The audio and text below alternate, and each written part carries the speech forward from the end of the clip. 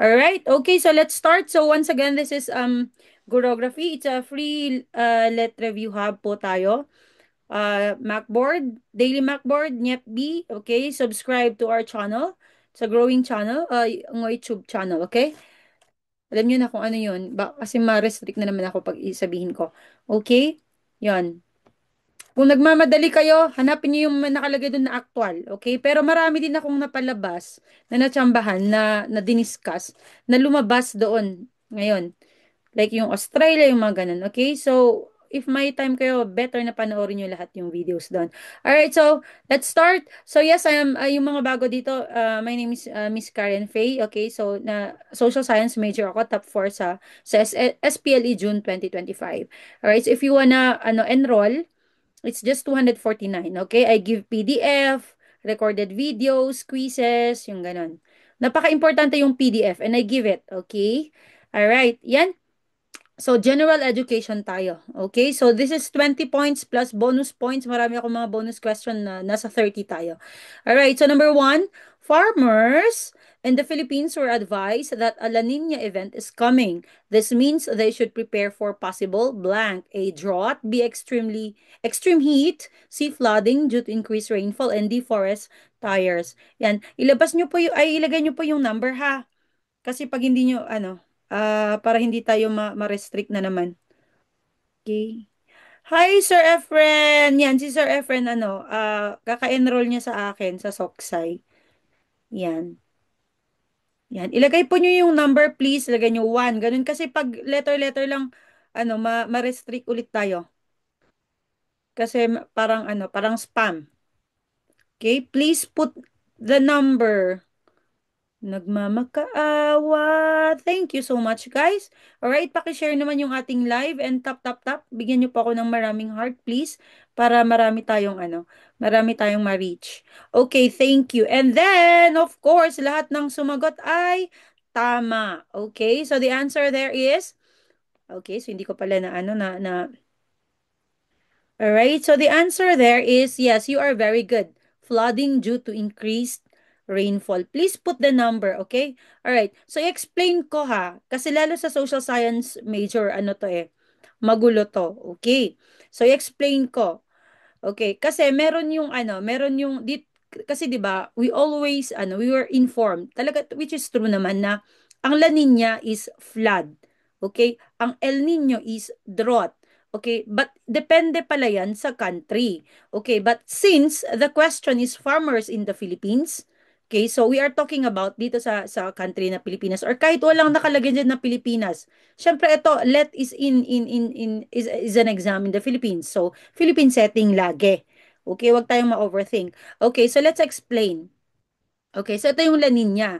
Okay, explain natin kasi lalo sa social science major, ang daming mga question about na ganito na paikot-ikot lang. Alright, so ang cause ng La Nina is yung trade winds. Yan. Ang trade winds po, yun yung wind na from east to west. Okay, so ano yung east? Ito, South America, like Peru, Chile, yung ganon.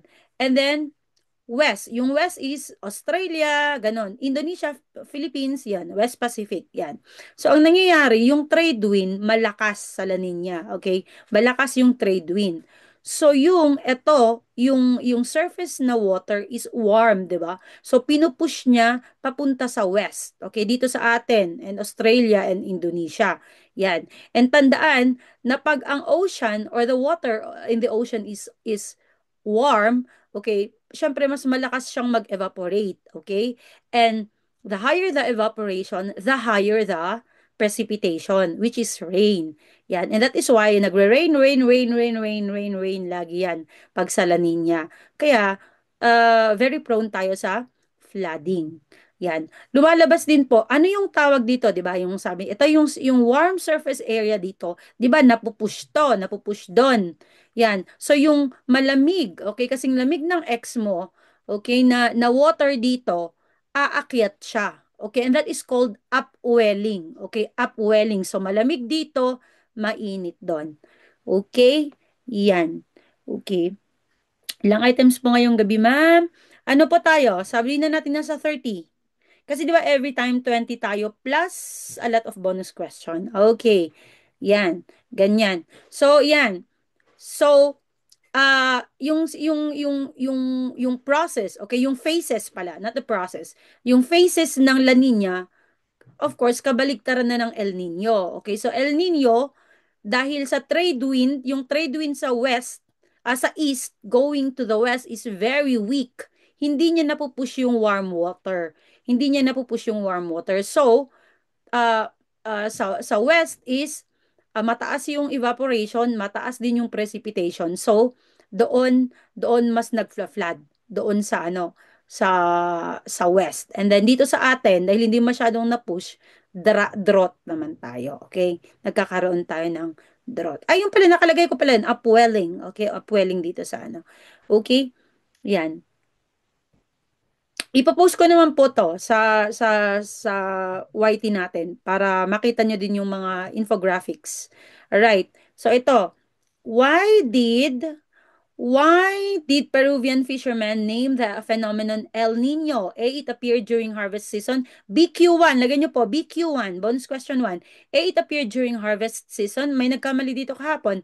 B. It arrived near Easter. C. It often occurred around Christmas. And D. It caused strong winds during winter. O sige, sige Sir Hennessy. Naku, mayabang si Sir Hennessy. Ang dami niyang alam. Okay, ang dami niyang nasagot sa sa November. Magtatap na yarn. I'm really rooting for Sir Hennessy. Yan. All right. And syempre yung mga ibang ilan kayo Sir Hennessy na na naka-enroll sa akin ng SOCS? 5 ba kayo na nag-take ng November or 4?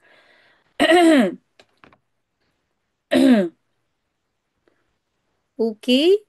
All right, so let's reveal the answer. All right, so yes. Okay, so ang sagot niya na it often occurred around Christmas. Yan, tama. Okay. Ang isa ding tanong is ano yung El Nino? Okay, what is the meaning of El Nino? Okay, and it is little boy. Okay? Siyempre, umaasa ako sa iyo, sir, itayo mo ang ating bandila. All right? Okay, so El Nino is little boy. Pagbasahin nyo po dito, kaya lagi talagang maganda na dapat basahin nyo at how do you call that? Isa puso ba yung question, okay? Kasi meron din yung tanong na saan galing yung term na El Nino? Okay, and the answer there is Peru. Okay, kasi tingnan nyo, why did Peruvian fishermen? Ibig sabihin, Peru yung word na ang El Nino na term is came from Peru. Okay? So marami kayong maaaral sa isang question. Yan. Which is true naman. Sa Actualnet kasi binabali-baliktad. Alright. Okay, BQ2 po tayo. BQ2. The climate, the climate pattern that includes both. Nakikita nyo ba yung question, guys? Hindi kayo na Kailangan ko bang ilapit? Ayan, okay na ba? Yan. The climate pattern that includes both El Nino and La Nina is known as A. El Nino cycle, B. Walker circulation, C. ENSO, and D. Pacific drift. Okay, so BQ2 tayo. Yan. Yan, so may nagkamali pa dito kagabi. Okay. Maayos na yung anak ko kaya hindi na makakat yung ating video. All right? Okay? So yes, so the answer there is ENSO. Okay? ENSO is El Nino and Southern Oscillation, okay? So yung ENSO it includes yung cycle. Okay? It includes El Nino, La Nina and yung mga neutral phases. Okay? Yung Walker circulation, it has something to do with naman, yung ENSO, okay? Walker circulation, ito yung wind pattern, okay, na napapalitan dahil nangyayari yung ENSO, okay? So, Walker circulation. Of course, may sumagot kasi kahapon tong El Nino cycle. So, hindi naman kasi El Nino lang siya, hindi na kasama si La Nina. Okay. Yan. Okay? And yung Pacific Drift, hindi po siya, yan, hindi siya related. Alright. Number 2, which ED ending is pronounced differently from the others? Okay, hindi ko na sabihin. Para yan. So, dyan? Okay, nakita nyo ba yung number? Mhm. Lagay nyo po yung number, please. Lagay nyo po yung number. Number 2 na po tayo. Hindi nyo ba nakikita masyado yung number, guys? Hindi ba? Maliit ba? Okay. Guys, ilagay nyo po yung number kasi ma-restrict po tayo. Yan. Nakikiusap ako, nagmamakaawa. Ilagay nyo yung number. Okay, very good. Okay. Ay, tignan nyo, hindi ko pa nakalimutan ko pang ano. Yan. Okay, pakishare naman yung ating live, please. Pakishare and tap, tap, tap, tap, tap naman. Okay, very good. So, of course, ang sagot niya na ay kissed. 'Di ba? Hindi naman kissed yan. Okay? So, needed, granted, wanted. Okay. So, maano ko lang ha. Okay. Kasi ESL teacher ako for so long. So, pag ganyan, yung ED is ID actually, id. Id yung pag-pronounce. Needed, ganon. Hindi needed. Okay? Needed, granted, wanted, ganon. Okay? Alright, so explain ko lang yung ano, yung voiced sounds at saka unvoiced sounds. Okay? So, lumalabas din to. Okay? So, yung mga voiced sounds, lahat ng, ito nakita ko na question to, lahat ng vowels, okay, A, E, I, O, U, lahat po yan ay voiced sounds. Okay? They are called voiced sounds kasi pag sinasabi mo siya, ano, hawakan mo lang yung dito mo, dito sa ano, vocal cords ba to? Pag na-pronounce mo siya, medyo may vibration siya. So, try nyo po. B, B, D. Yung sound na, hindi yung letter. B, D, G, J, L, 'di ba? May nagva-vibrate. Pero ito yung unvoiced sounds wala. Okay, like try nyo F. Okay, so F, yung H, yung K, yan, ganyan. So, walang nagva-vibrate. Okay, so yan yung difference ng voiced sounds at saka unvoiced sounds. Alright? Okay. Number three, the copy reader found the news story boring. He found it full of A, adjectives, B, verbs, C, pronouns, and D, adverbs. Okay. Yan. First time ko ding ma-encounter yung tanong na to. Yan, ngayon lang.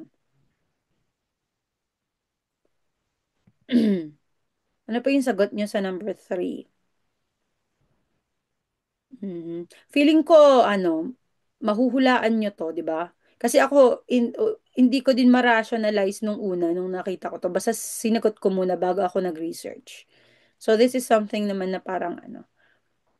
Yan.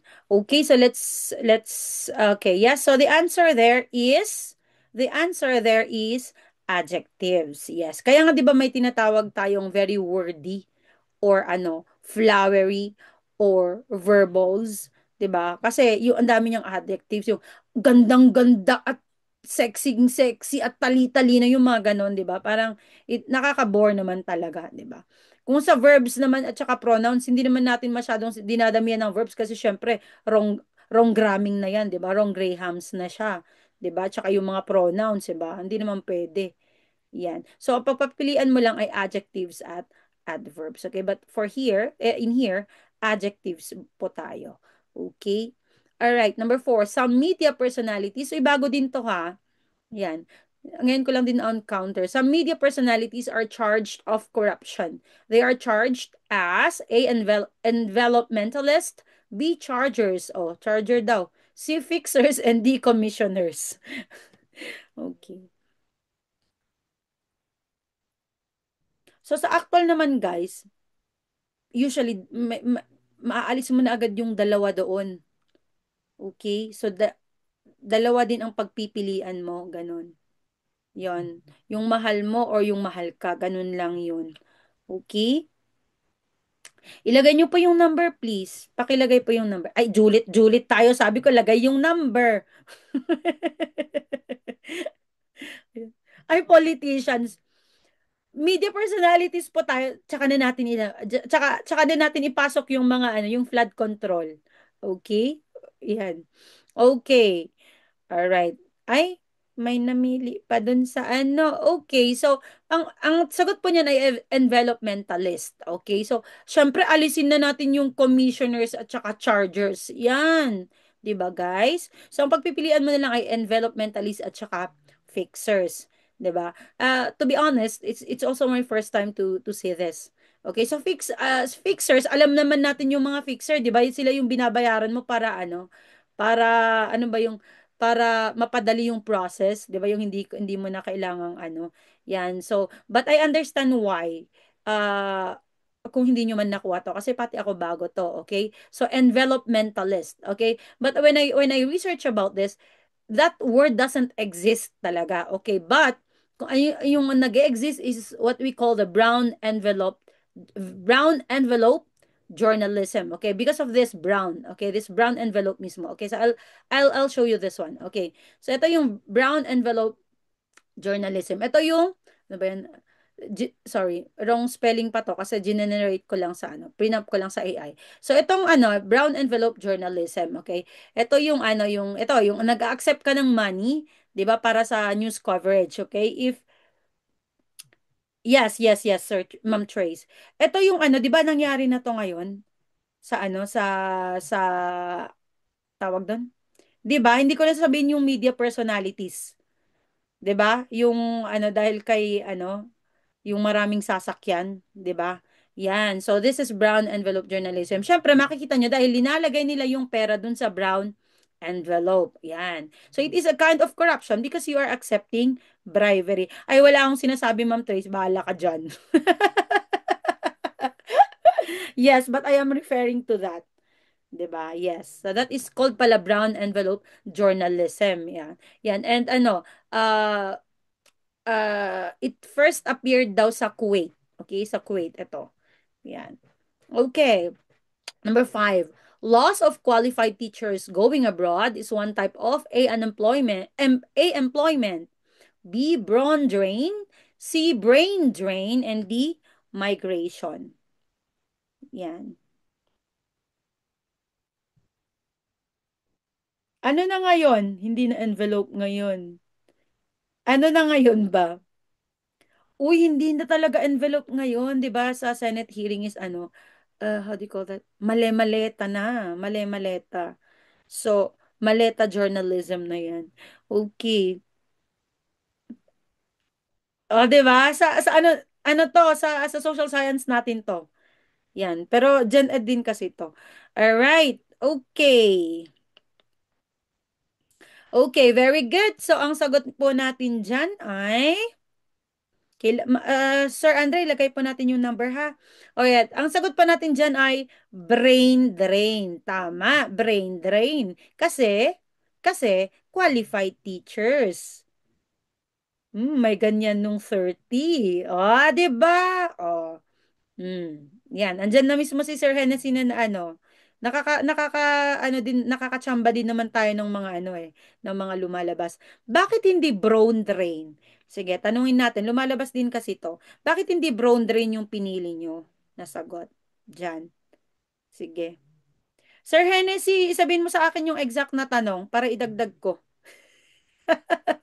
sa ano. I-discuss natin yung mga lumabas ng November. Hoy! Kay Rick, SPLE Taiwan. Talaga nahanap mo ako dito. Buti nahanap mo ako. Yes, SPLE Taiwan lang ang sakalam. 'Di ba?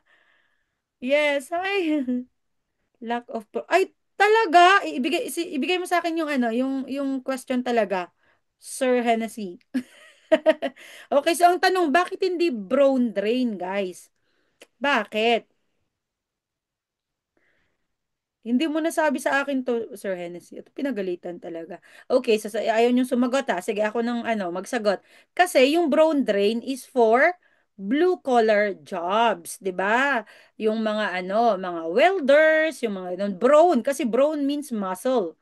Okay, yan. Pero pag professionals, kagaya ni Sir, sabi ni Sir Hennessy, it's brain drain. Okay? And then yung qualified teachers, of course, are professionals. Ay, ngayon mo lang naalala. Okay. Pero pinalabas natin to sa ating major, 'di ba? Major ba to, Sir Hennessy or ano? Or sa Gen Ed nyo linabas to? Okay. Ay nako. Ayan si Kyrie, sa Taiwan kami nag-take lahat. Okay. Number 6, ang Sarsuela noong unang panahon ng Kastila ay dinaan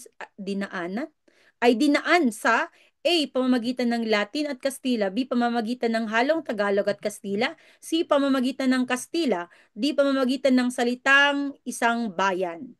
Okay, yeah. So, basically, tinatanong niya ano yung language sa unang panahon ng Kastila.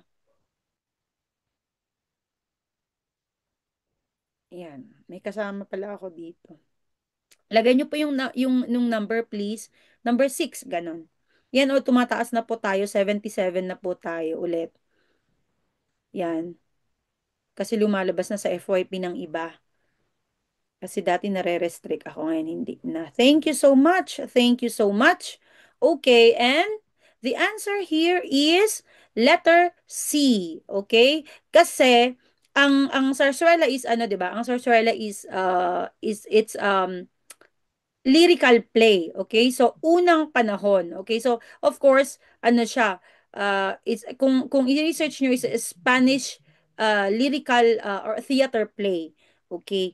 Yan. But, of course, nung tumatagal na, syempre nung tumatagal na, nagkakaroon na rin ng Tagalog. Okay? So, itong Walang Sugat, tsaka yung Dalagang Bukid, okay? Walang Sugat by Severino Reyes, at tsaka Dalagang Bukid by Hermogenes Ilagan. These are ano, popular zarzuela. Okay? Yan. So, unang panahon kasi ang sinabi.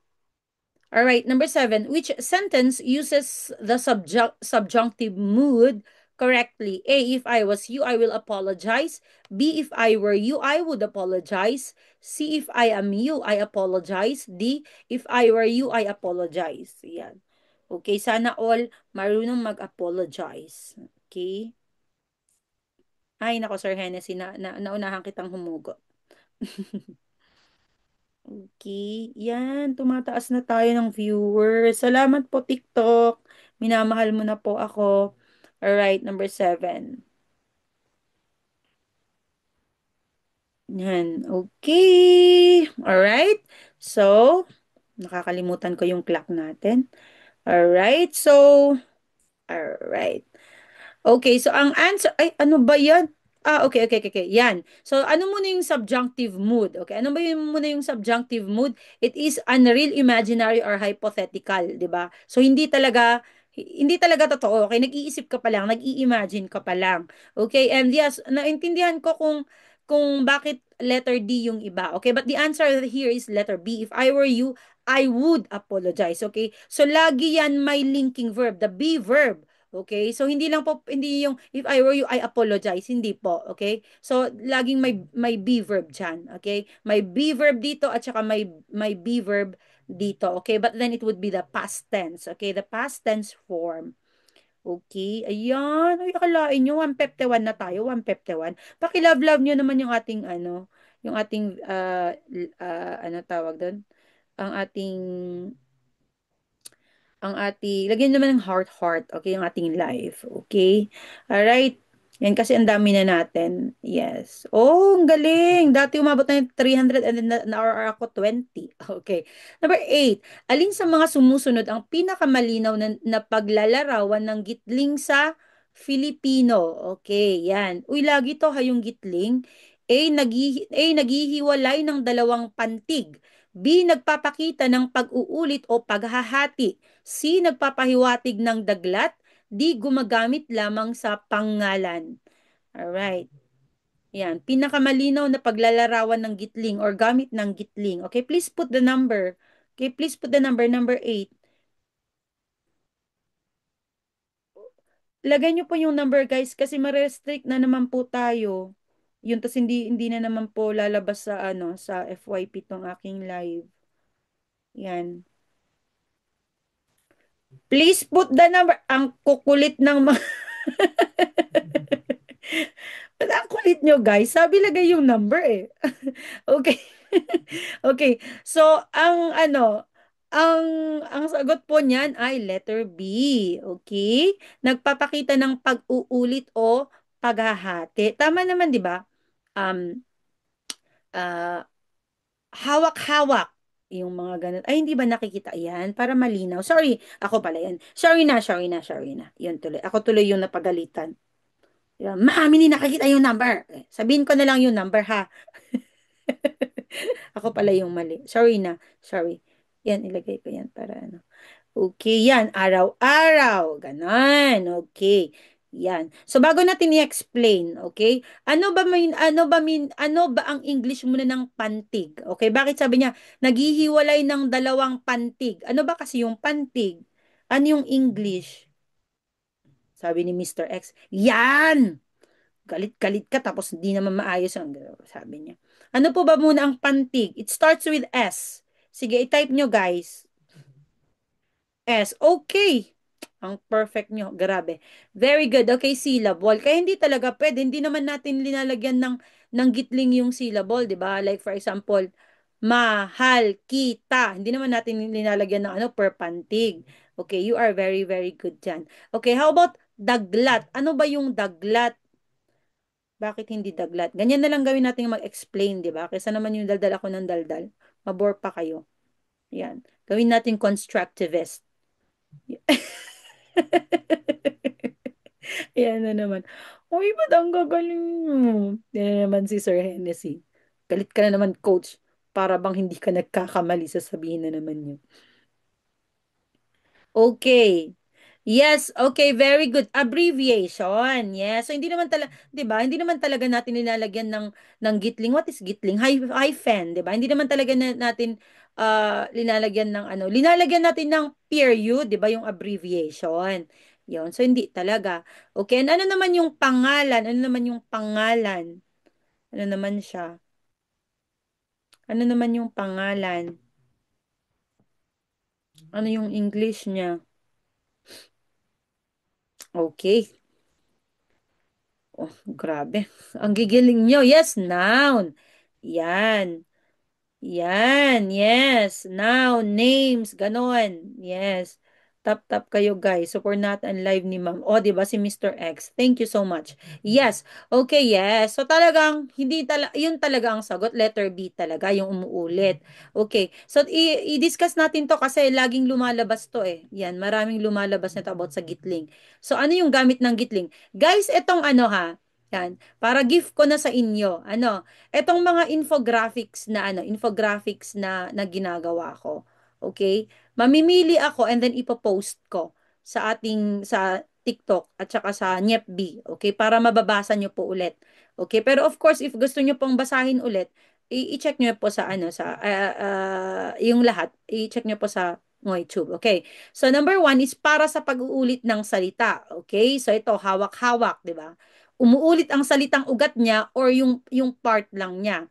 Okay, yung part lang. Okay, pwedeng yung buong salitang ugat or yung part lang niya. Okay. Number two, kapag ang unlapi ay nagtatapos sa katinig, katinig is consonant, at ang salitang nilalapian ay nagsisimula sa patinig. Okay, patinig is ano vowel. Okay? So ito, like my, yung Y na to is consonant, 'di ba? My. Tapos yung A na to, yung Ari is it's a patinig, okay? So, kapag ganyan, lagyan mo siya ng gitling, okay? My Ari. Kasi imagine mo pag hindi mo linagyan ng gitling, it looks like mayari, 'di ba? Iba na yung iba na yung meaning niyan, 'di ba? Mayari ka. Ganyan, okay? Yan. Okay, yes. Yes, yes, vowel. Okay, number three, kapag nilalagyan ng panlapi ang mga salitang Ingles. Okay, yan. So, ayan, ano ba? May panlapi dito, ito, na, tapos English yung, ano, English yung second word. So, na-realize. Yan. So, lagyan nyo pa. Ito pala, lumabas din to. Lumabas din to. Yan, yan. Okay, yan. So, na-realize. So, you have to put gitling. Okay, ito naman, kapag may unlapi ang tanging ngalan, okay, the proper name, okay, proper nouns. Okay, so, taga Cebu, ganon. Maka Bongbong Marcos, Maka BBM, ganon. Maka Duterte, ganyan, okay? Yan, number five, kapag pinagsama ang dalawang salita at may nawawalang kataga sa gitna. Okay, for example, bahay at ampunan, 'di ba? So pag inalis mo yung at, then bahay, ampunan. Okay, then you have to put gitling. Okay? So ibig sabihin may nawawala na kataga. Okay, there's a what is kataga?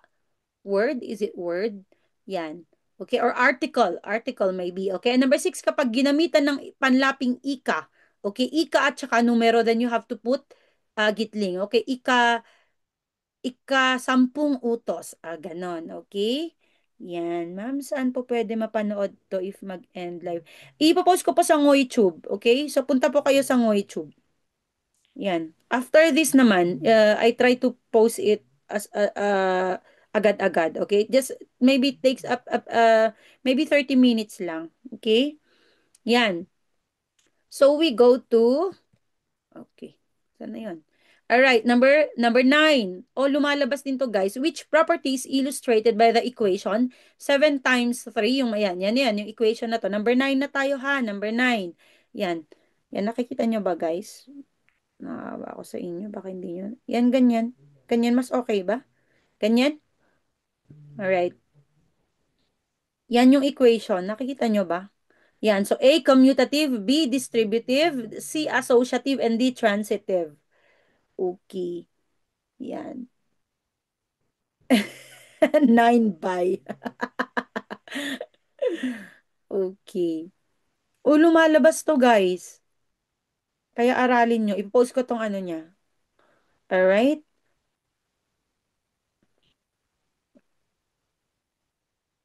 Ako dati lagi na pagpapalit ko to.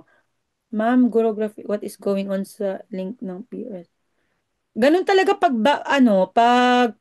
nagcra-crash. Okay?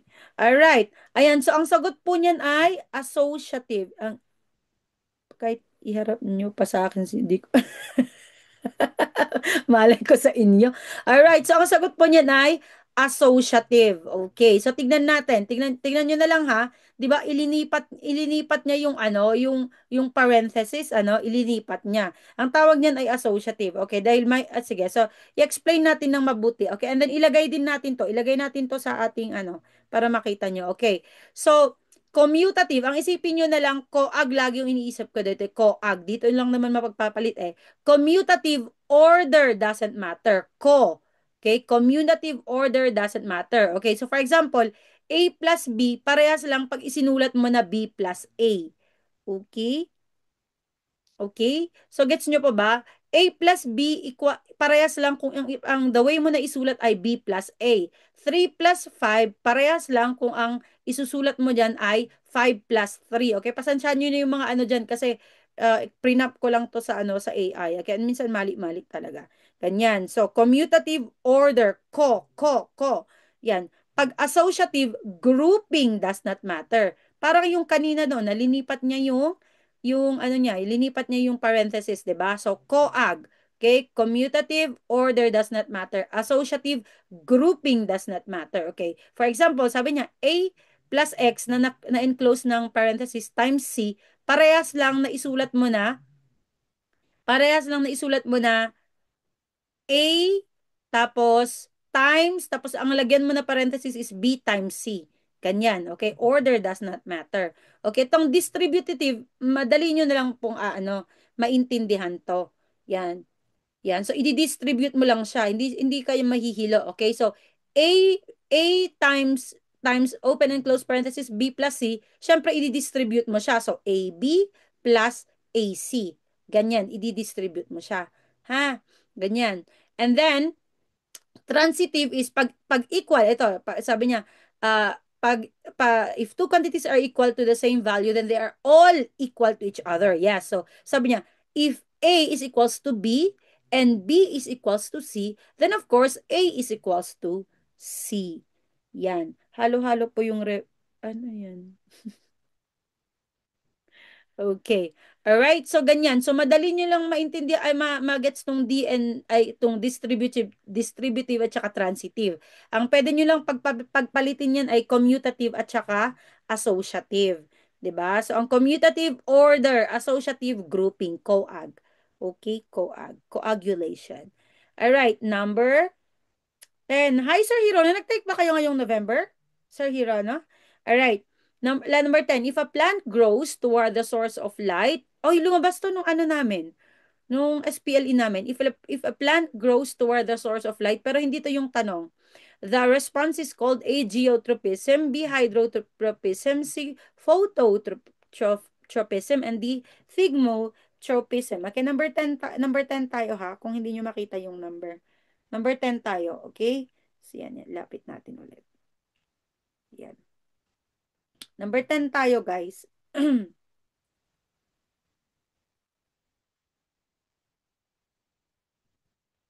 Okay.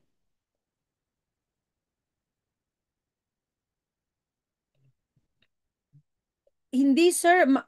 Madali kasi akong makalimot, sir. Sa dami ng ginagawa ata. Tsaka titahin na ako. Ayun. Pero kilala kita, ha. Lagi kitang minimension dati. Nakalimutan ko lang kung mag-take ko or hindi. Ay, ikaw pala yan? I've never known na ikaw pala yan. Loko-loko tong batang to. Okay, so, alright. So, what is the answer? Ikaw pala yan. I didn't know. Okay. Loko-loko. Okay, so it is phototropism. Loko-loko tong ano. Kasi light. Okay, light is photo. Okay. So, if a plant grows toward the source of light, it is phototropism. Okay, itong geotropism, hydrotropism, phototropism, thigmotropism, meron silang sinasabi na positive at saka negative. Pag towards po is positive, okay? Pag pabaliktad is negative. So kung may positive phototropism kasi towards the source of light, positive phototropism po yung piliin nyo. Okay? Pag away from the source of light, it is negative phototropism. Okay, meron po tayong ano, YT channel. Meron po tayo. Yan, meron po tayo. Gurography din po. Marami pong ano doon. Okay, so let's see. So, Geo, alam nyo na po yung Geo. G stands for gravity. Okay, so at least alam nyo na. Madali na lang to. G for gravity na to. Gravity ngisit na. Sabi niya. Hydrotropism. Ano po ba yung hydro? Sige po. Ano po ba yung hydro? Ito madali na lang naman to. To, ano po yung hydro? Naubusan po bang Forling? Yes, nauubusan. Yan. Ano po ba yung hydro? Okay. Oh my God, you are so good. Yes, hydro is water. Yan, source of water. Yan. Thigmotropism, hindi nyo po makakalimutan to kasi T is for T. Okay, so touch. Okay, thigmotropism, touch. Okay, so yung thigmotropism, hindi lang po about dun sa kung hahawakan mo siya ha. Yung hawakan mo, hindi. Ah, na-touch ng tao, pwedeng yung, kung ano yung natatouch nung ano, like yung mga tendrils, yung mga sayo-sayote, di ba? Pag may natatouch sila na, ano, na wall, yun yung sinusundan nila. Okay, yan. Hindi lang yung touch ng tao, ha? Hindi na makaslip si magtatap na yarn. Yes, okay. Eto. Which plant is known for folding its leaves when touched due to thigmotropism? Okay. Is it red na Mimosa pudica or blue na Musa acuminata? O yan. Yan. Magtatap yan. Sina Sir Hennessy tsaka si Mr. Hirono. Si Sir Clyde. Okay. Pinagdasal ko na yan. Yan.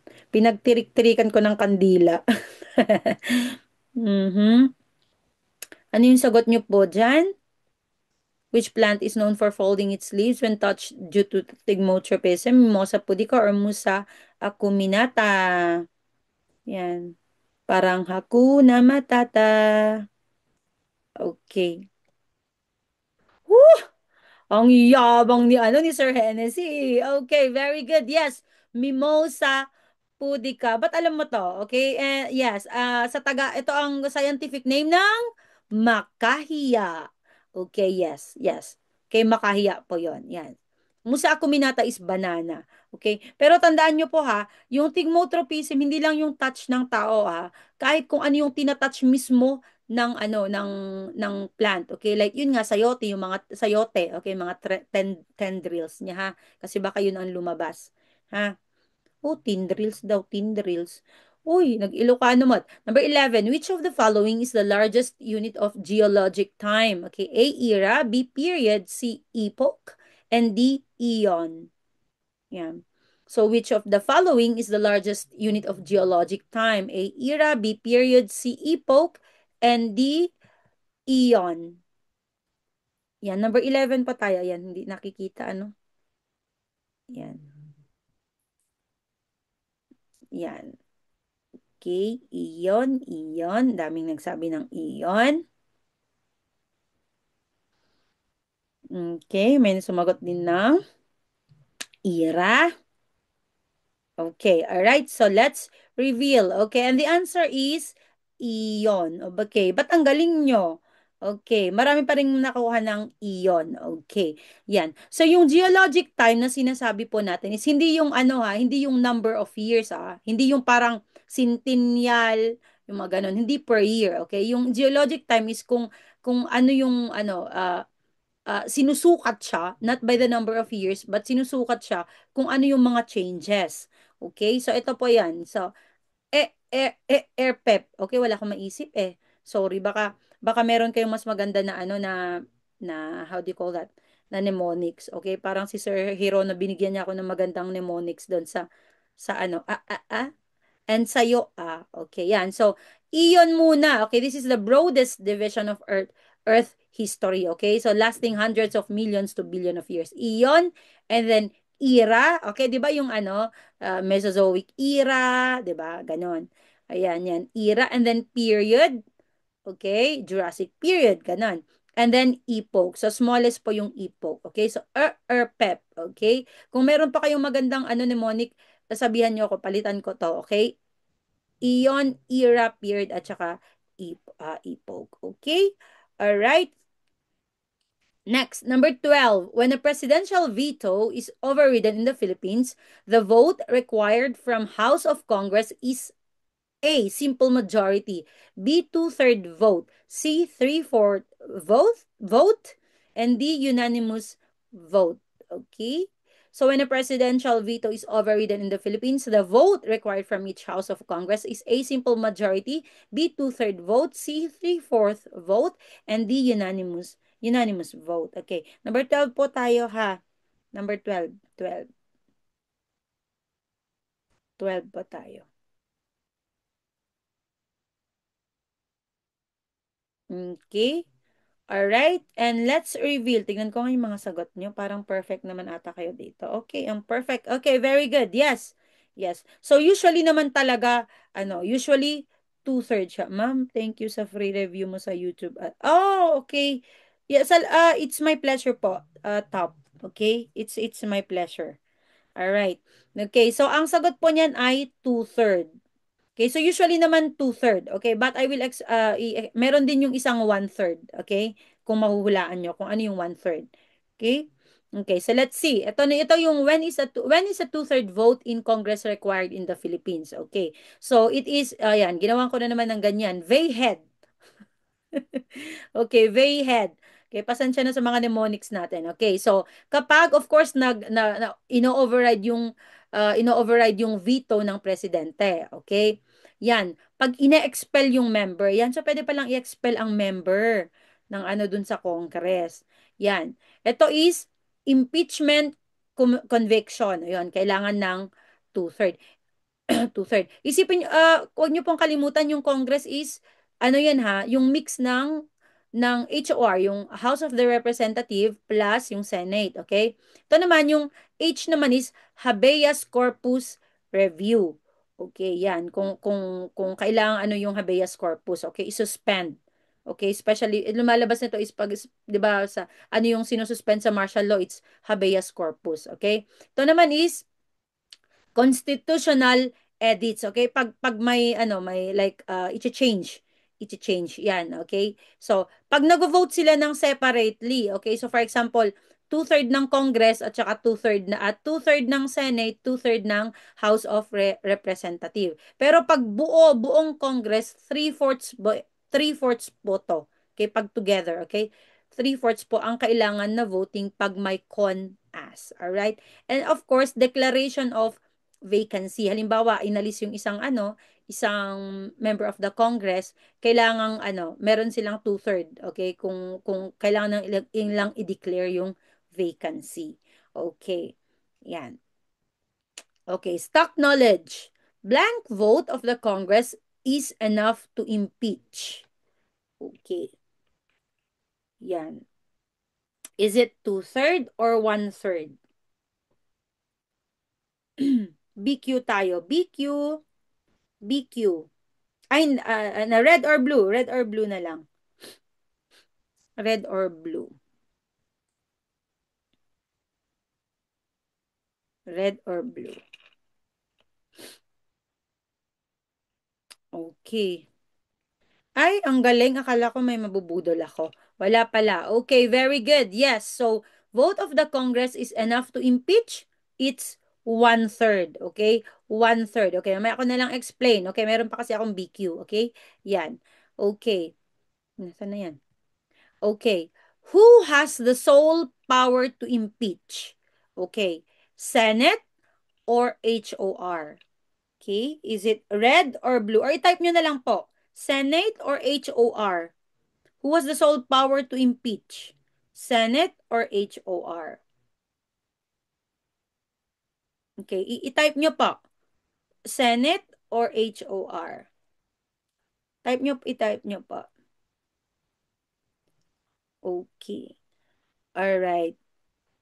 Okay. So the answer there is HOR po tayo, okay? Kasi kaya nga okay, balikan natin ha. Kaya yung sagot yung tanong dito na okay, balikan natin. Okay, 'di ba ang nakalagay dito is impeachment conviction kailangan ng two-third. Kasi ito na yung bibigyan mo siya ng ano, ah, ano ba yung Tagalog ng iko-convict, okay? Pag kino-convict mo na siya, impeachment conviction, kailangan ng two-third, okay? Sino ba yung nagbibigay ng ng ng impeachment conviction? It is the Senate, okay? So actually, two-third ng Senate, yan. Okay. Ito naman, vote of the Congress is enough to impeach. One-third lang siya. Okay? One-third, pero one-third ng HOR. Kasi 'di ba, yung sole power to impeach meaning yung magfa-file lang ng kaso. Okay, yung magfa-file lang ng kaso is HOR. Kailangan ng one-third. And then 'di ba iano siya itra-trial siya, 'di ba? Ang magta-trial is Senate. Okay? And then for the conviction kailangan ng two-third. Okay? Two-third. I hope hindi kayo naguluhan sa pag-explain ko. All right? Okay. Number 13, which literary device is used when an object represents a deeper meaning? Okay. A, abstraction. B, symbolism. C, hyperbole. And D, metaphor. Which literary device is used when an object represents a deeper meaning? A, abstraction. B, symbolism. C, hyperbole. And D, metaphor. Okay. Ilagay nyo po yung number 13 po tayo. Number 13. Number 13.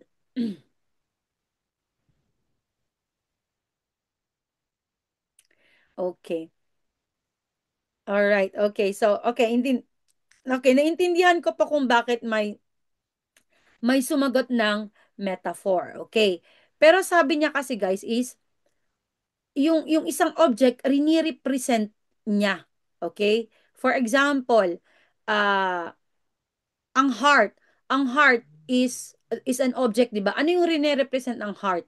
Love. Ganon, 'di ba? So that is the answer there is symbolism, okay? Uh, an object becomes a symbol, okay? Yung kasing metaphor kasi is uh, direct comparison siya, 'di ba? Time is gold, okay? Yung time is siya, direct siya, 'di ba? Time. Okay? Kung halimbawa sa symbolism, yung clock represents time. Ganun siya.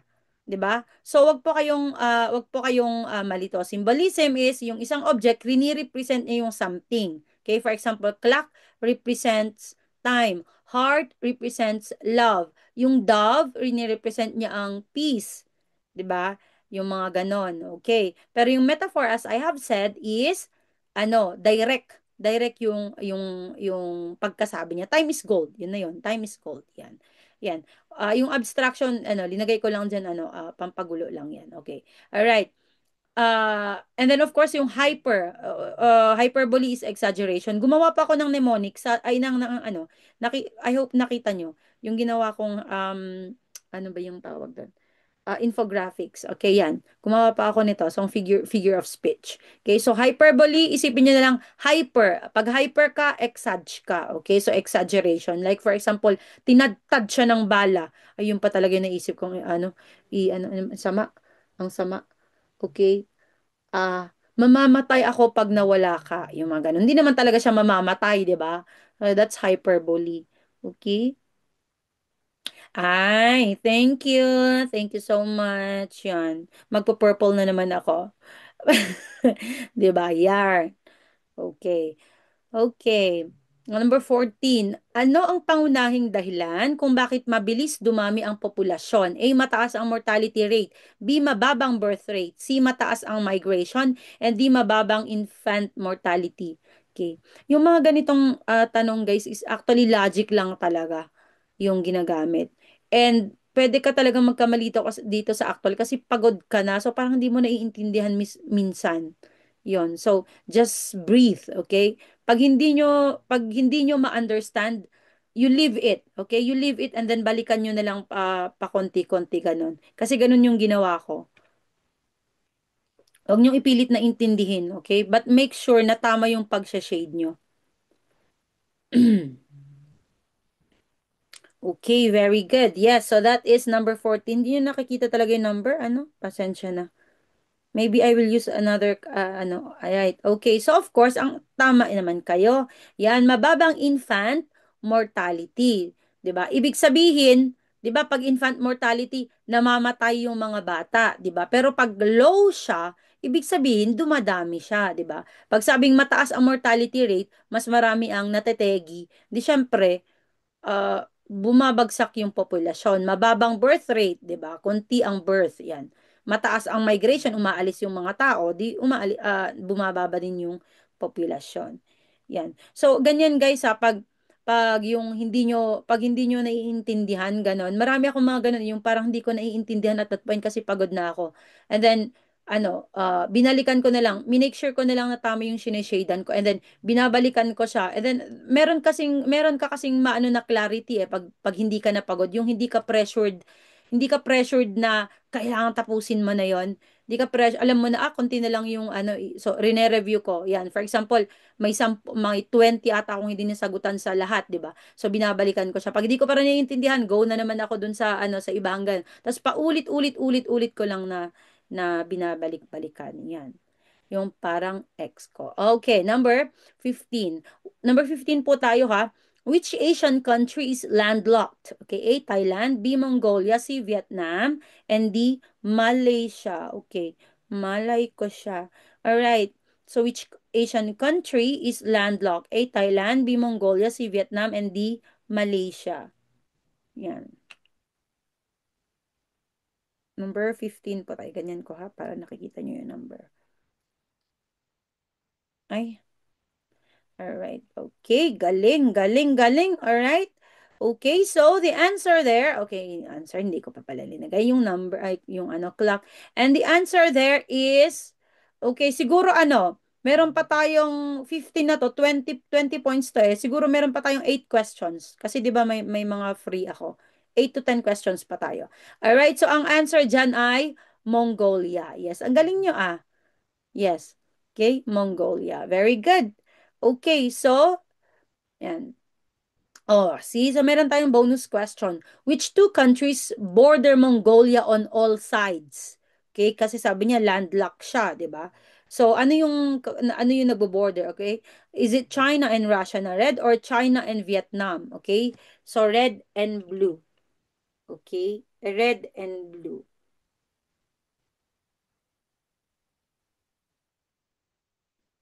Mhm. Bakit ang gagaling nyo? Okay. Yes, ang gagaling nyo. Okay, very good. Yes, the answer there is red. Ang answer po natin dyan ay red ha. Red. Okay? Yan, China and Russia. Although, naintindihan ko bakit may nag-Vietnam kasi magkakalapit po talaga yan. China, Vietnam, ah, India, Pakistan. Kaya nga po, pwede kang, kasi di ba ang tagal ko sa China, 16 years ako doon. So, pwede kang mag-train from China, pupunta ka sa Vietnam. Ganon. Yan. So, may mga ganyan siya. Yan. Pwedeng land, via land. Yan. Okay. Number 16. The blank occurs when light scatters because it passes through a colloid, such as fog. Okay. A. Rayleigh scattering. B. Reflection. C. Tyndall effect. And D. Refraction. Okay. The blank occurs when light scatters because it passes through a colloid, such as fog. Okay. Okay, so sabi niya, mag-end na daw ako in 5 minutes. So, bilisan natin. A. Rayleigh scattering. B. Reflection. C. Tyndall effect. And D. Refraction. Okay. Number 16 po tayo. 16. 16. Okay. Wala akong masabi sa inyo, guys. All right, very good. Yes. So the answer there is Tyndall effect. Okay, Tyndall effect. Akala ko may mabubudol tayo sa A. Okay? Pero 'di ba yung Rayleigh scattering is yung na-explain ko na to last time, 'di ba? Ito yung sky is blue or yung sa sunset kung bakit siya nag-orange ba? Orange, okay? Kung bakit siya nag-orange, 'di ba? Yan. Okay, so at ito yung Tyndall effect. Okay, yan. So ganyan. 'Di ba pag water, hindi siya colloid, 'di ba? Pag water, nagpa-pass through lang yung light. Okay, ganyan lang siya. Pero pag colloid, a fog is a colloid, okay? Water. Ang colloid is mga tiny particles, okay? Something that has tiny particles. So, yung fog is tiny particles ng water, okay? So, pag nagpa-pass yung light, pag ganyan, nagiging beam siya. Yan. Okay. It's okay. Sir Lexter, ano naman, ipopost ko naman to, ha? It's okay. Yes. Yes. All right. Yung milk. Milk, also ha, lumalabas pa to. Sabi niya, which of this is a type of colloid? Okay, so, ang sagot niyon ay milk. Okay, milk. Kasi, tiny particles siya ng fat. Okay, yan. So, milk. Yan. Number 17, which is not a leap year in this set. Okay, A, 2000, B, 2002, C, 2004, and D, 2008. Okay, which is not a leap year in this set. A, 2000, B, 2002, C, 2004, and D, 2008. Okay, number 17 na po yan.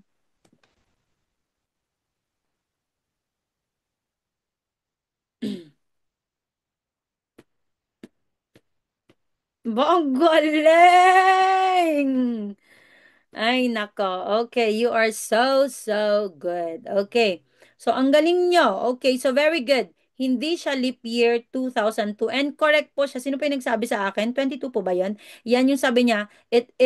Leap year is divisible by 4. Okay, yan. Ganyan siya. Okay? So, divisible by 4 siya, pero hindi pwede pag divisible by 100. Okay? So kahit divisible by 4 siya pag divisible by 100 hindi. Okay? Unless also divisible by 400. Okay? Unless feed ko lalabas ito sa March. Oy, galing. Sige, go. Okay. Ginagamit din to sa ano na yung question dito? Kaya ko alam to kasi yung question na yung yung araw sabi niya, for example, today is, sabi niya, June 2025 is a Wednesday. So, ano yung, ano naman ang June 25, 2050? Mga ganun. Ginagamit ito. Ito yung leap year. Kaya that is why dapat malaman nyo. Ha? Yan. Araw-araw po ba kayo nagla-live? Hindi po. Kasi kapapasa ko lang nung June. So, lagi po ako naghahabol ng ng PPT. Okay, so as of now, hindi ko po kaya kasi mahirap din po kasing mag-research. Yan. Siksik-liglig ang ating so nahirapan ako mag-research. Meron din po kasi akong live sa social science major yan. Pero siguro kapag marami na akong materials ganyan, pwede ko nang pwede nang hindi ni siguro man araw-araw pero at least twice. Okay, twice or thrice. Yan. Okay. All right. Yan. So, ito yung leap year. So, for example, di ba, sabi niya, 1900 divided by 100. Okay? 19 siya.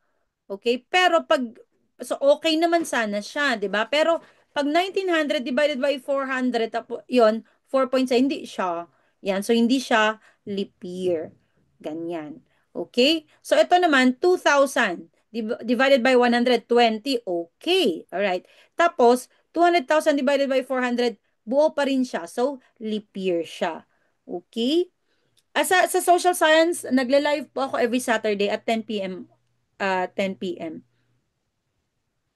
Okay, hindi. Ang live ko is every Wednesday. Okay, every Wednesday ako nagla-live Prophet and Gen Ed. Libre po 'yon. Kaya lang kahapon nag-live po ako, nagla-live po ako. Tapos biglang sabi I have to rush my son sa ospital kasi biglang tumaas na naman yung fever. Kaya itinigil ko. So ngayon i-live ko na ulit para ma-maintain natin yung schedule na at least once a week, okay? So which is free. Yung Saturday naman po na Soksai is nagla-live po ako, free po tayo apart only, mga 10 to 15 questions lang tayo.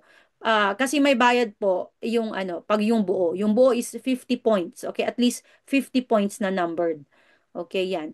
So if gusto niyo pong at parang tulong na rin sa akin is pwede po kayo mag-enroll, okay? It's just 249 pesos yung social science majorship ko. So meron na kayong quiz, may live, may PDF, napaka-importante yung PDF, binibigay ko po 'yon, okay? Hindi ko po siya pinagdadamot.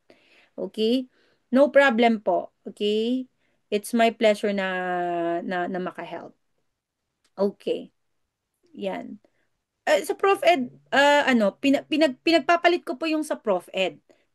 Ngayong week, Gen Ed. Parang, okay, ngayon, Macboard po kasi natin ngayon sa NYEP-B, may daily Macboards tayo is Gen Ed. So, ang i-discuss ko din po ay Gen Ed. Okay, and then next week niya is, next week will be Prof Ed. So, ang i-discuss ko din po ay Prof Ed. Okay? Pero yung quiz nyo dun sa Macboard, hindi yun yung dinidiscuss ko, iba pa, para additional. Okay? Yan. So, yung Macboard nyo, hindi po ito yung mina-Macboard nyo. Additional po to. Okay? Paano po mag-avail? I-message nyo po ako para mag-avail. I-message nyo po ako. Okay? After this live. Okay? And then, replyan ko po kayo. Okay? Yan. So, I can really, na okay yung soksay natin. Kasi, nakakaya ko naman yung 50 points a week. Tapos may PDF pa kayo, may recorded pa kayo. So, hindi na po kayo lugi doon. Yan. Yes po, dito po kayo Yan. Wala po, hindi po ako TLE eh. Hindi po ako TLE. Hindi po ako TLE. So, na lang, pagtiyagaan nyo na lang yung Ayan, si Sir Efren. Kaka-enroll sa akin, yan. Yan. Yung napapanood, yung mga recorded na libre, andun sa YT natin, andun sa YT. Yan. Okay, sige, tapusin na natin at yung ating 5 minutes na lang daw, ang dami kong daldal. In Australia, each flock has 40 heads. There are total of 28,000 heads. How many flocks does the farm have? A, 7, B, 70, C, 100, and D, 700. Wag po kayong effortan nyo pong magganito kasi yung ngayong September 2025, November 2025, 10 points daw po ang math. So, wag nyo pong sayang din, wag nyo baliwalahin ha. Yan. Yung math naman usually na lumalabas is pwede nyong daanin sa logic, okay? In Australia, each flock has 40 heads. There are total of 28,000 heads. How many flocks does a farm have? A, 7, B, 70, C, 100, D, 700. Yung mga videos ko pa sa Gen Ed, halos diniscuss ko na lahat ng formula ng math na lumalabas. Percentage, ratio, ganon. So, effortan nyo po ito na i-analyze, okay? Huwag nyong anuhan. Yung may bayad, ano ba yung tinanong niya? Yung may bayad. Ay, sa po, pag nag-enroll po kayo, meron tayong sariling page. Okay, doon ko po linalagay yung private na links. Okay, kasi pag dumiretso po kayo sa YT, yung public lang ang nakikita nyo. Pero pag naka-enroll po kayo, sa page mismo, may private link tayo ng YT. Doon. Doon yun napapanood. Yan. Okay. Alright. Okay. May tumama na. Marami namang tumama. Very good. So, the answer there is 700. Okay, so it's just a matter of logic naman, 'di ba? Sabi niya, 28,000 daw ang head. Yung isang flock, dapat may 40 siya. Okay, so syempre, what you're gonna do is 28,000 na head divided by 40 para makuha mo yung flock. Okay? So, 28,000 divided by 40 is 700. Yan. Opo, opo, syempre. Ma-add po kayo sa GC. Tapos, ano, ma-add po kayo sa GC tapos sa page. Okay? Yan si ano, si ano, yan si yes, yes, si Bossing. Yan, kasama siya. Nasa page po yan. Yan. Alam nyo, okay naman na ano, na mag self-review, pero kailangan pa rin talaga. Kasi hindi lang dun sa aaralin nyo, pero yung mga ano nyo, may mga test-taking skills din na maaaral kayo. Kung hindi ako nag-review, hindi ko din ano na kailangan ko palang mag-spot ng clue, yung mga ganon.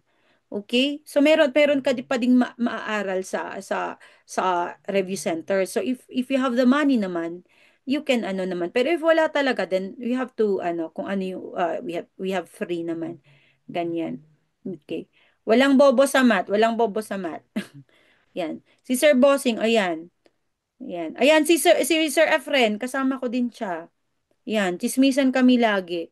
Okay. Number 19. Oh, there were three guests on the stage. Okay, bago din sa akin to ha. They were a parent, the governor, and the principal, who should be acknowledged first by the valedictorian. Okay, A, the classmates, B, the principal, C, the parent, or D, the governor. Okay. So, meron din pala tong ano. Yan. Feeling ko alam niyo yung sagot dito. Pero meron din pala tong basis, okay? Hindi lang dahil trip na ganyan, ganyan, hindi. Okay, number 19. Yes, enroll na kayo. It's just 249. Siksik-liglig na po yan. Wala pong tapon yan. Yan. Okay, the highest order. Oh, the va. Okay, the highest order.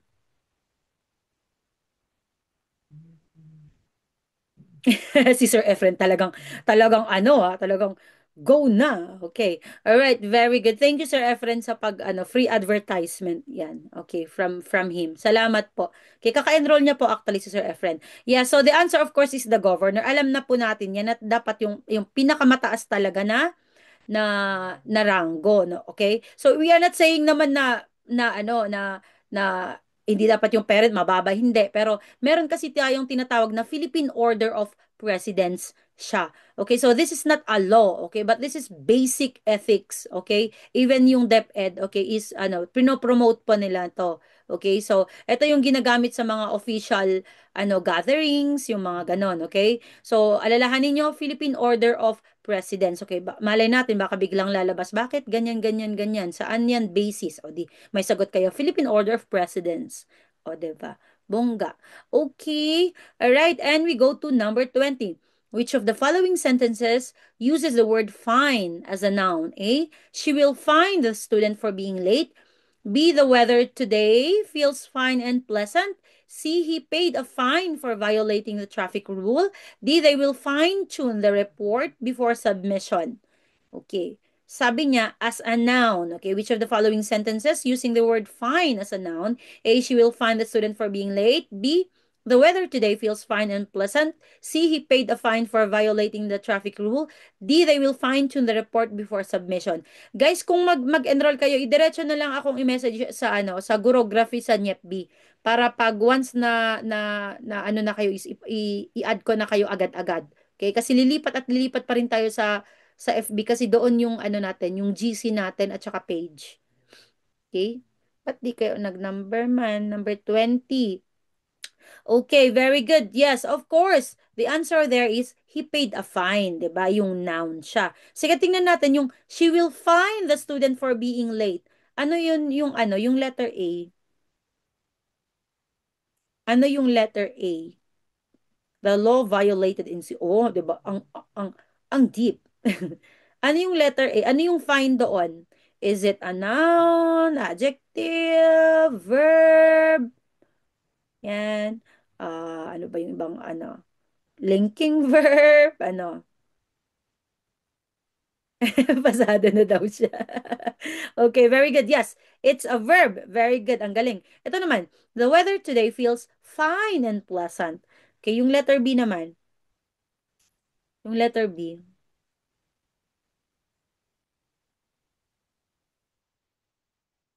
Mhm. Okay, very good. Yes, adjective. O lumabas nung SPLE namin, sabi niya, ang pang-uri ay adjective, 'di ba? So sabi niya, saan dito ang pang-uri? Ayan, lumabas doon, pero walang sagot nung SPLE namin. Pero ngayong November 2025, 'di ba, Sir Hennessy, may lumabas ano yung pang-uri doon, pero may sagot naman, 'di ba? May sagot. Yan. So feeling ko laging lumalabas doon ay yung saan doon ang pang-uri, okay? Oh, yes, meron. May sagot ano, yan. So, ang pang-uri ay adjective, okay? Yan. Okay, and letter D, they will fine-tune the report before submission. Okay, iba ng ano yan, although it's still a verb. Yes. O yan, see? Fuwawa. O, di ba meron? Anong sagot dan? Sabihin nyo. Sabihin nyo na para idagdag ko pag ano, pag diniscuss ko. Okay. Very obvious daw yung sagot. Okay, and the last one, number bonus question tayo. Which noun is both a common and a proper noun? Okay, A, Earth, B, Sun, C, Moon, D, Mars. Okay, which noun is both a common and a proper noun? Okay, common yung hindi na, common is ano, 'di ba? Yung usually hindi yan nakakapitalize. Yung proper noun nakakapitalize. Okay, like countries. Pangalan mo yan. A, Earth, B, Sun, C, Moon, D, Mars. Yan. Mhm. Ang galing, ang galing. Okay? Aba, ang galing ah. Meron po, 'di ba, pag every Saturday nagla-live ako sa Social Science Majorship. Sinishare ko po yung apart, okay? 10 to 15 questions po. Sinishare ko siya sa public, okay? Para makahelp pa rin naman po. Kasi alam ko naman na marami pa rin self-review eh. Sinishare ko po yung 10 to 15 questions. Yung 10 to 15 questions na pinopost ko po sa YT. Okay? For public, ano, para mapanood ulit. Pero yung buong video is for members only, for members. Okay. And yes, the answer there is Earth. Tama naman. Kasi yung sun, nag-iisa lang yung sun natin. Nag-iisa sa buhay natin yung sun. Okay, so it is a proper noun. Yun yung reason kung bakit proper noun siya. Okay, mag-isa lang yung sun natin. Okay. Yung moon, mag-isa din. Kaya proper moon. Kaya nga, di ba, ang tawag natin ay the moon, the sun. Okay. Yan. Kasi mag-isa. Pero pupunta tayo sa Jupiter na 17 moon ata. Yun ba ang Jupiter? Ilan ba yung moon? 17. O di hindi na siya proper noun doon. 'Di ba? Yan. And then Mars, of course, mag-isa lang yung Mars. Yung Earth kasi, it's either yung yung planet natin na Earth at saka yung Earth na soil. 'Di ba? Yun. Kaya hindi siya proper. It is both a common and a proper noun. Okay. Alright. So, natapos natin ang 20 plus all bonus questions. Okay, so pag yan, pwede pa naman kayo mag-ask kung ano pa yung ano, yung tatanungin nyo. Okay, so as I have said, um, sinishare ko, okay? Sinishare ko po yung a part of the social science majorship. Okay, 10 to 15 questions, okay? Yan, but pag mag-avail po kayo, 50 points po yan. Dati actually, malas nga ni sina Sir Hennessy eh, kasi nung unang nag-enroll sila, 30 points lang weekly. Okay, and then sabi ko, kaya ko pa naman yung 50 points, i-push po natin. So ngayon, 50 points na tayo weekly. Ang ano, yan, ang sa membership, sa membership. Okay. So, kapag mag-enroll pa kayo sa social science majorship, i-message niyo po ako diretso na po dun sa ano, sa NYEPB, sa Gurography para in case ma-process natin yung payment, then i-add ko na agad kayo. Okay? Yes po, Mr. X, dun pa sa Blue Up, Gurography. Mamahirap po ba sa mga questions sa Major Actual Let? Yes. Mahirap po talaga. Meron yung marami pa rin talaga yung lalabas na hindi mo siya inaral. Yun, hindi mo talaga siya inaral. Um, pero meron pa din yung lalabas. Like for example, yung SPLE namin noong June 2025. Yan. Tsaka September 2025. Buti, na-include ko siya sa aming social science majorship. So, maraming lumabas. Okay, sa ano natin. But meron at meron pa din. Pero hindi naman ibig sabihin na hindi mo siya masasagot, okay? Pwede mo siyang pagtagpi-tagpiin kasi yung mga naaral mo. Okay? Yes. Like for example, naalala ko may question noon na sabi niya na eto na lumabas na naman. 'Di ba lumabas to Sir Hennessy ngayong June, November 30. Yan, lumabas to. Pero buti na lang, naaral namin ni na Sir Hennessy kasi lumabas nung SPLE. Pero nung SPLE, syempre hindi ko naaral yun. Nasagot ko pa rin. Okay, for example, ganito. Ang tanong ay, ano yung itinatag ni Alexander the Great sa Egypt? Okay, so ang pagpipilian mo lang doon, kasi obvious naman, ang pagpipilian mo lang doon ay Alexandria at saka Macedonia. Okay, inalis ko na yung Constantinople. Although pwede pa rin makaano, pero inalis ko na yun eh. Pinagpilian ko lang talaga Macedonia tsaka Alexandria. And then naisip ko yung Macedonia, yung tatay niya si Philip of Macedonia, galing siya doon. So ibig sabihin, hindi si Alexander ang nagtatag doon kasi taga doon na yung tatay niya. Yun yung mga ganong bagay na kahit hindi mo alam yung sagot, pero pag tagpi-tagpiin mo din yung mga inaral mo, masasagot mo naman siya.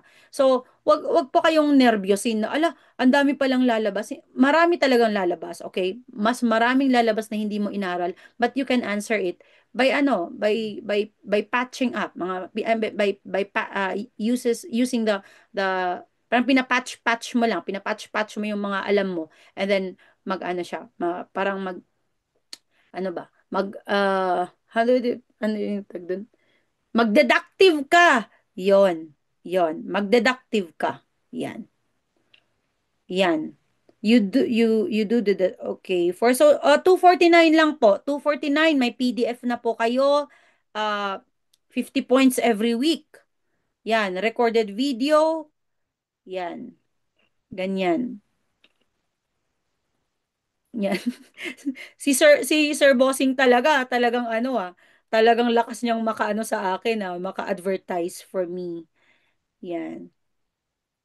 Yan. Kunwari si Sir Hennessy, tuwang-tuwa yan nung natapos. Kasi maraming lumabas from June tsaka September na inaral namin. Yan. Okay. Alright. English major, hindi po ako English major. Tuwang-tuwa yan si Sir Hennessy, kunya-kunyari lang yan. Yan. Yan. At maraming na maitutulong sa atin si Sir Hennessy, okay? Kasi marami siyang inisplok sa akin. Okay? Maraming inisplok si Sir Hennessy pero aayusin ko pa, okay? So, wag po kayong mag-alala. Prof Ed, Gen Ed at saka Social Major na lumabas ngayon, marami pong na-isplok sa akin pero aayusin ko pa, okay? Mahirap ding mag-ayos ng ano. And then, i-share ko po free, okay? Except for Social Science, of course. Yan. Okay. So, Shh, sabi ni ano. Okay. Everyday may naaalala si Sir Hennessy. Kanina nga may dalawa na naman siyang naalala for Gen Ed. Okay, so isama natin yan. Libre na po yan. Okay, so i-message nyo lang po sa ako sa Gurography. Uy, nag-enroll ka gamin ma'am Tube. 249 lang mot. Mano lang mot diyay. Di ha? Hmm. Yan. Okay, so i-message niyo po ako ha. I-message niyo po ako sa Gurography. Okay, now na and then magre-reply na ako. Okay, salamat ulit. So this Saturday, I will share a part of our social science major at 10 p.m. Okay? All right, maraming maraming salamat po sa pagtsatsaga niyo sa akin. Okay, mua mua mua. Love you all. Okay, bye-bye. Magkakape pa ako. All right, message niyo ako ha para magkapera naman ang yung ano. Saan na yun? Ay, dito ko pala i-end. Ay, nako. Alright. Thank you. Thank you, guys.